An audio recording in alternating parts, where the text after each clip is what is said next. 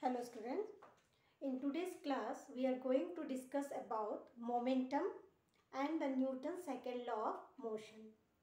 Till now we already completed Newton's first law of motion and inertia. So Newton's first law of motion is also called as a law of inertia because inertia is the tendency of a body to remain at rest or in motion until and unless any external force is applied to that body. So statement of Newton's first law of motion is also same, that the body remains at rest or in uniform motion until and unless any external force is applied to that body. Now about the momentum.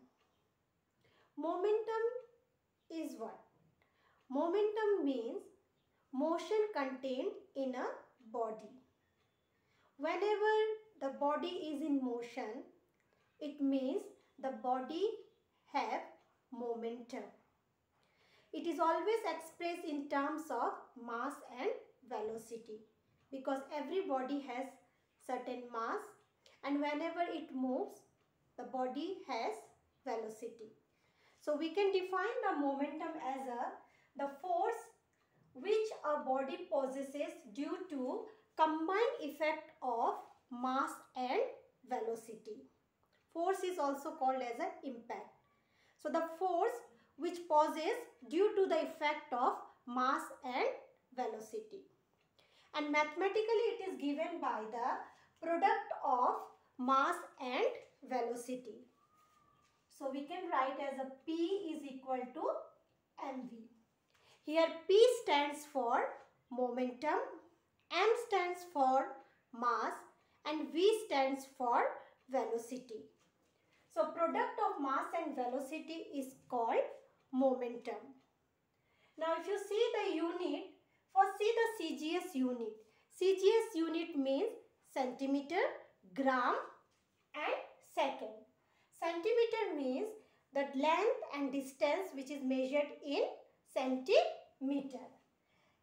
Gram means mass is measured in gram and S is second, time is measured in second.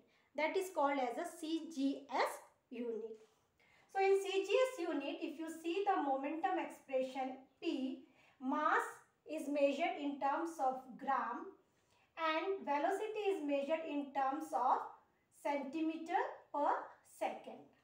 So gram centimeter per second is the CGS unit of momentum. Now come to the SI unit of momentum. SI unit you can also write as a MKS. MKS. M stands for meter. It means length is measured in terms of meter. K stands for kg. Kg means mass is measured in terms of kg.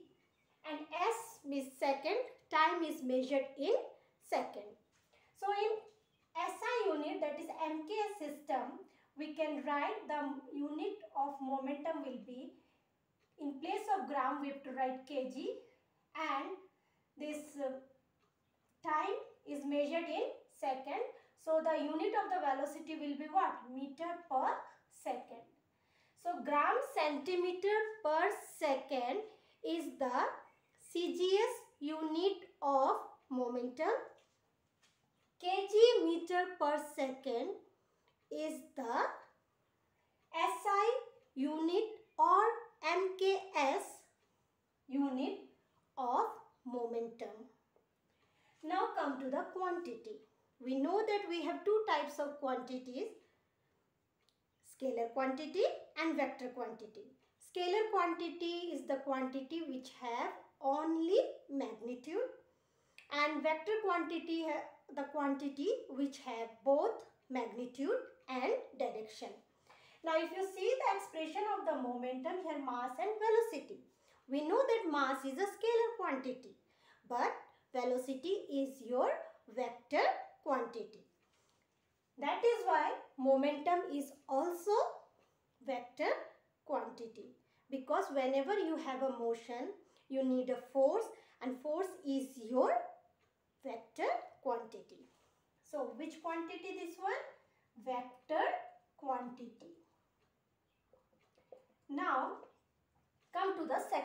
of motion. Second law of motion always measures the force. We can measure the mass, we can measure the velocity, we can measure the acceleration. In the same way, we can measure the force also with the help of Newton's second law of motion. So we can say Newton's first law of motion gives us the definition of force.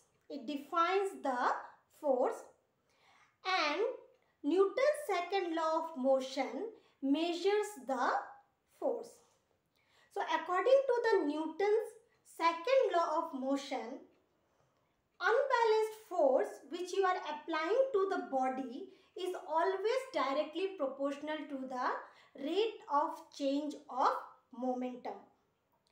Rate of change of momentum means change in momentum divided by time. Whenever in any statement the rate comes, it means you have to divide the quantity by time. Rate means per unit time. So see here, Newton's second law of motion is the measure of force, and statement is the rate of change of momentum is directly proportional to the applied unbalanced force.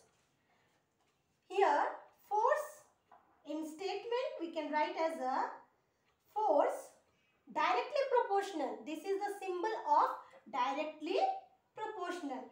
Directly proportional to change in momentum divided by time. Rate of change of momentum means change in momentum divided by time. Now we can find the mathematical expression by which we can measure the force. For this, consider a body. Okay, I'll rub this one first. I'll take only the one body. Considering a body of mass m, and the position of this body is at A. So by applying this force F, the body is moving with initial velocity u. Body is moving with initial velocity u, and after time t second, it reaches the point B, and this initial velocity now becomes your final velocity, and the mass of the body will remain same. So we have a body of mass m, initial velocity u, and the final velocity v. Final velocity means after time t, means which velocity the body is moving. Now for the change in momentum. For change in momentum, we need initial momentum and the final momentum. So you can write here like this also. Considering a body of mass m moving with initial velocity u, and after time t, final velocity of the body b v. So we have a mass of a body m, it has an initial velocity u and the final velocity v. So what will be your initial momentum? Initial momentum of the body will be product of mass and velocity. So mass of the body is your m, and initial means initial velocity. So what is initial velocity? U. Similarly, final momentum of the body is equal to mv. M is the mass and v is the final velocity. Final velocity will give you final momentum. Now what will be the change? change in momentum is equal to, change means final momentum minus initial momentum. So this one will be mv minus mu. Now if I write rate of change of momentum, rate of change of momentum, rate of change of momentum means change in momentum divided by time. Rate means denominator always having time. So mv minus mu by t. Now you take the common m, this is v minus u by t. So rate of change in momentum, we have the expression m. And what is v minus u by t? Yes, it is your acceleration. By this one, see, v is equal to u plus at. So v minus u equal to at. V minus u by t is equal to a. Now what is rate of change of momentum? See the statement of Newton's second law of motion. Change in momentum divided by time is your what? It is your force. So in place of rate of change in momentum, we can write as a force, and here we'll write proportional sign, because here F is proportional to change in momentum divided by time. So from the change in momentum, rate of change of momentum, we got the expression as a MA.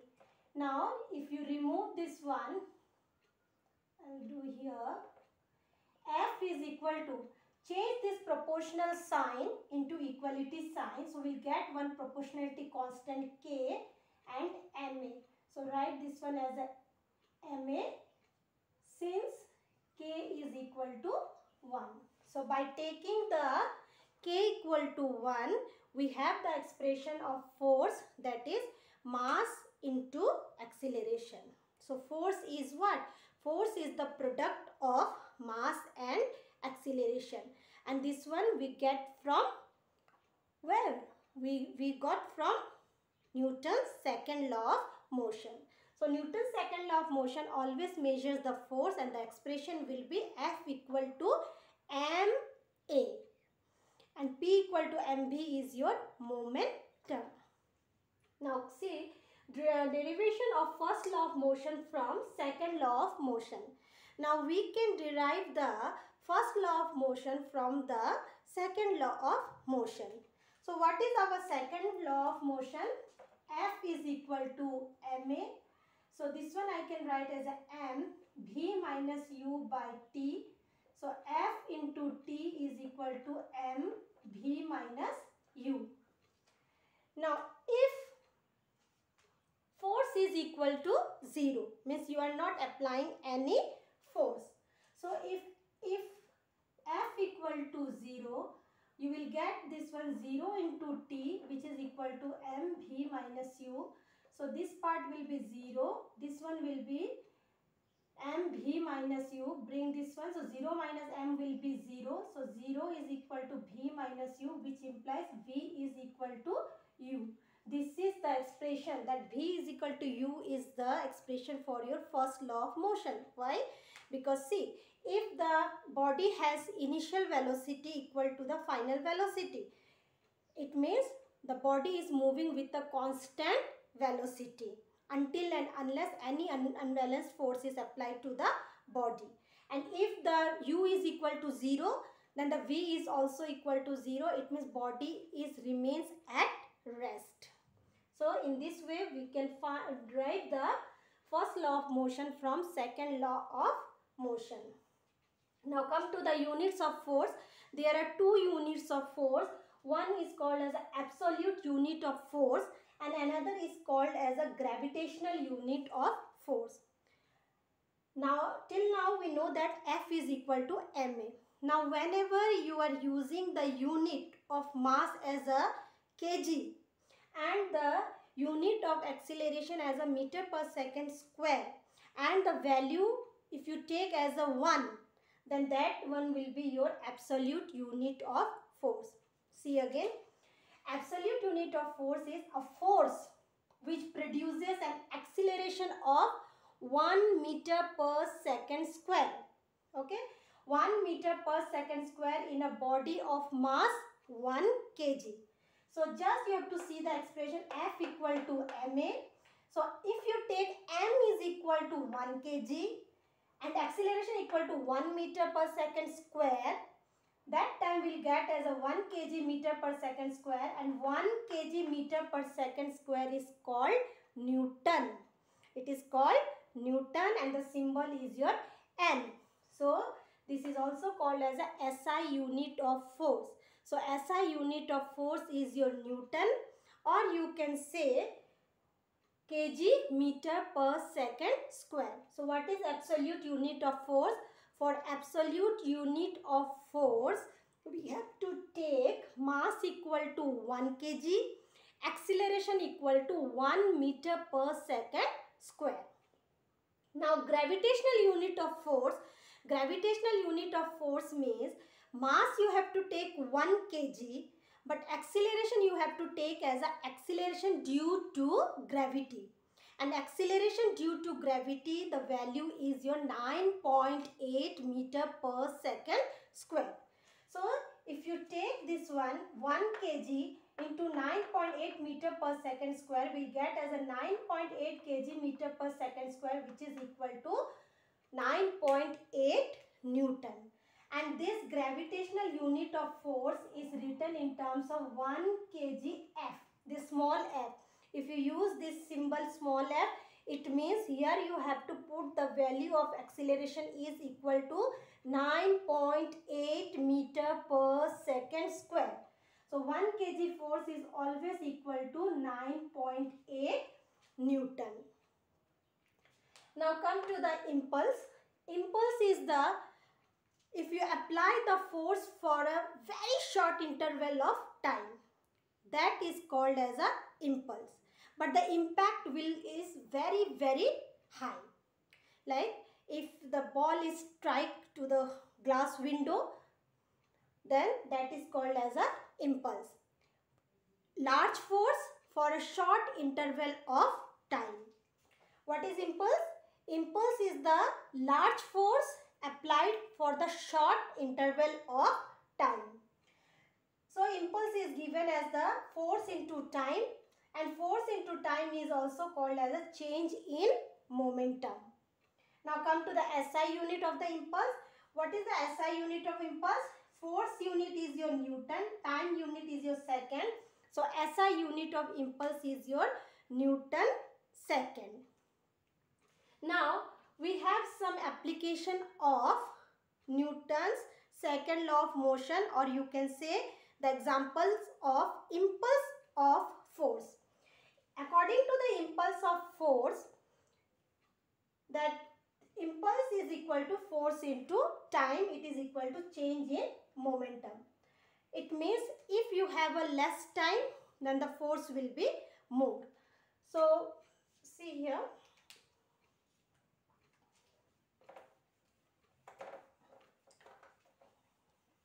So for application of impulse, we can use the expression of the Newton's second law of motion also.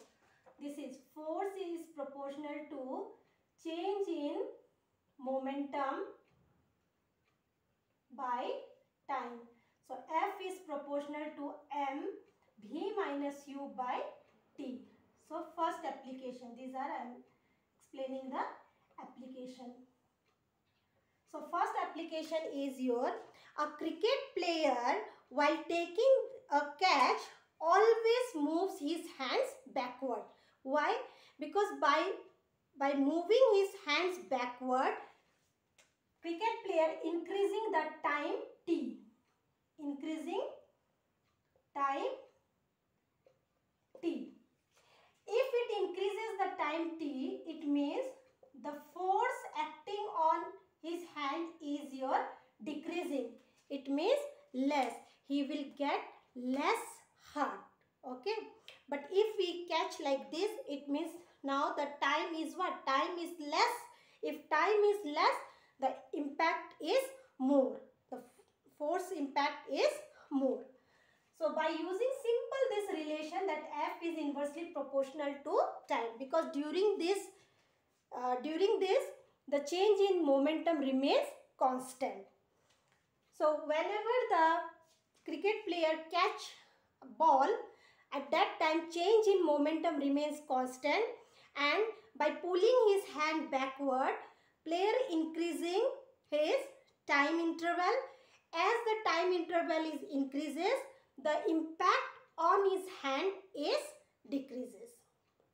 So this is the first example or first application of impulse, or you can say Newton's second law of motion. Now next will be your one gets seriously hurt while jumping from the roof to a hard floor but does not get hurt if jumps on a haystack or any other loose material. Means if he jumps on cushion, then he will not get hurt. But if you jump on the cemented floor, you will get hurt. Same reason, during the jumping, the change in momentum remains constant.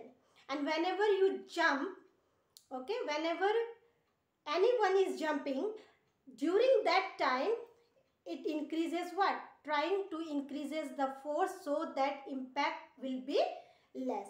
So if the person jumps on a cement floor, so time is what? Time is less and the impact is more, and the change in momentum remains constant. But if you jump on a cushion floor, and that time the cushion will go inside, it means what? The time is increasing. Time is increasing means force is decreasing. So with the help of this relation, you have to explain the application of Newton's second law of motion or impulse of force. So your work is, you have to read from page number 60 to 64. After that, do the very short question answer type. Question number 1 to question number 10. No need to do question number 9. And in the short answer type question, do question number 1, 4 and 5. And in short answer type question, you do question number 1. So if you have any doubt, you can ask me anytime. Thank you.